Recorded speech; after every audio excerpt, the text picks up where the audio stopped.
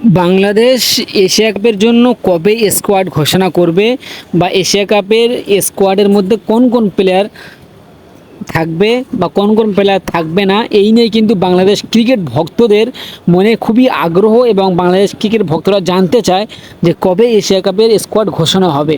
আমরা এই ভিডিওতে ওই আলোচনা করব যে এশিয়া কাপের স্কোয়াড কবে ঘোষণা হবে এবং এশিয়া কাপের স্কোয়াডের মধ্যে কোন কোন প্লেয়ার সুযোগ পাবে। চলুন ভিডিওটি শুরু করি। শুরু করার আগে একটি অনুরোধ, আপনারা যদি আমার চ্যানেলে নতুন হয়ে থাকেন তাহলে অবশ্যই চ্যানেলকে সাবস্ক্রাইব করবেন এবং ভিডিওটি ভালো লাগলে লাইক কমেন্ট শেয়ার করবেন। চলুন ভিডিওটি শুরু করি। দেখুন, এশিয়ান কাউন্সিলর তারা 22শে অগাস্ট পর্যন্ত তারা দিনক্ষণ বেঁধে দিয়েছে যে এই 22শে অগাস্টের মধ্যে সব দলকে স্কোয়াড ঘোষণা করে দিতে হবে। ইতিমধ্যে কিন্তু আমরা দেখেছি যে ভারত পাকিস্তান তারা এই এশিয়া কাপের জন্য স্কোয়াড ঘোষণা করে দিয়েছে, বাংলাদেশ কিন্তু এখন ঘোষণা করেনি।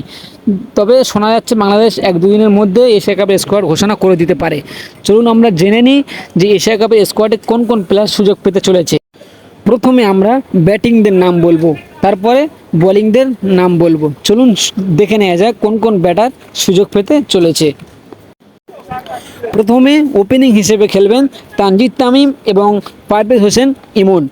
আমরা দেখে থাকি যে এনারা দুজন কিন্তু অসাধারণ টি-20 অ্যাপ্রোচে ব্যাটিং করতে থাকে।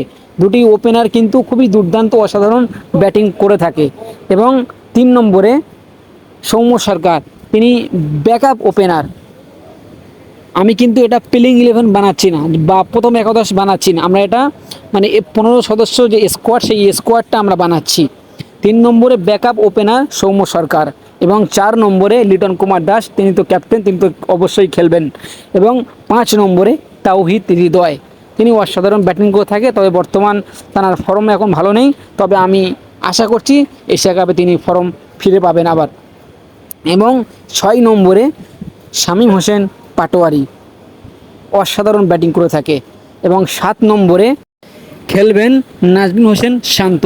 আমরা জানি তিনি টি-20 ক্রিকেটের জাতীয় দলের অনেক দিন ধরে বাইরে আছে, তবে কিছু ক্রিকেট ভিত্তিক ওয়েবসাইট থেকে শোনা যাচ্ছে তিনি এশিয়া কাপের স্কোয়াডের সুযোগ পেতে পারে নাজমুল হোসেন শান্ত।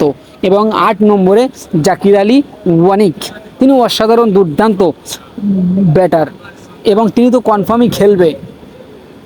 অসাধারণ ব্যাটিং করে থাকে এবং অসাধারণ ফিনিশও করে থাকে জাকির আলী ওয়ানিক। এবার আমরা 8টা ব্যাটিংয়ের নাম বললাম, এবারে 7টি বোলিংয়ের নাম বলবো, আপনারা দেখতে থাকুন। 7টি বলার মধ্যে 3টি কিন্তু স্পিনার নিতেই হবে, কারণ আরব আমিরাতের মাঠের খেলা, এখানে কিন্তু স্পিনাররা সহযোগিতা পায় বা অর্থাৎ সুবিধা পায় খুবই বেশি।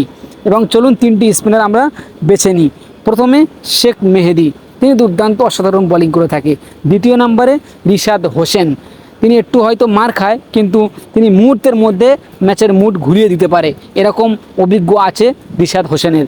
এবং 3 নম্বরে নাসুম আহমেদ, তিনি একটা বাঁহাতি স্পিনার, তিনি কিন্তু অসাধারণ বোলিং করে থাকে।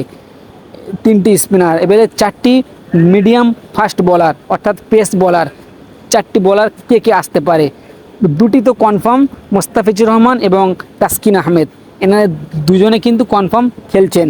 এনারা দুজন বড় বড় মঞ্চে বা বড় বড় টুর্নামেন্টেও খেলেছেন, অসাধারণ পারফরমেন্সও করেছেন তাসকিন আহমেদ ও মোস্তাফিজুর রহমান। এবং আর 2টি বলার বাকি, এই 2টি বলারের মধ্যে তিনজনের কথা আসছে। এবং 3জন কে কে, তানজিদ সাকিব এবং মোহাম্মদ সাইফুদ্দিন এবং শরীফুল ইসলাম, এই 3জনের মধ্যে দুজনকে বেছে নিতে হবে। সাইফুদ্দিন কিন্তু অনেক এগিয়ে থাকবে, কারণ মোহাম্মদ সাইফুদ্দিন তিনি ব্যাটিংও করতে পারে বোলিংও করতে পারে, তাকে এগিয়ে রাখা হবে এবং তিনি 14 নম্বরে থাকবে। 15 নম্বরে কে থাকবে, তানজিদ সাকিব নাকি শরীফুল ইসলাম? আমার মতে মনে হয় শরীফুল ইসলামকে আগিয়ে রাখা হবে, কারণ শরীফুল ইসলাম তিনি অসাধারণ দুর্দান্ত বোলিং করে থাকে টি-20 ক্রিকেটে। এই ছিল আজকে বাংলাদেশের 15 সদস্যর স্কোয়াড, এরকম হতে পারে, তবে আমি বলছি না যে এরকম কনফার্ম হবে, তবে এরকম হতে পারে, কিছু ক্রিকেট ভিত্তিক ওয়েবসাইট থেকে খবর আসছে। এই ছিল বাংলাদেশের 15 সদস্যর স্কোয়াড। এটা আপনার কাছে কেমন লাগলো অবশ্যই আপনি কমেন্ট বক্সে জানিয়ে যাবেন। এবং বাংলাদেশ ক্রিকেট বোর্ড কিছু একদিনের মধ্যে হয়তো 15 সদস্যের স্কোয়াড ঘোষণা করে দিতে পারে, এরকম খবর বেরিয়ে আসে।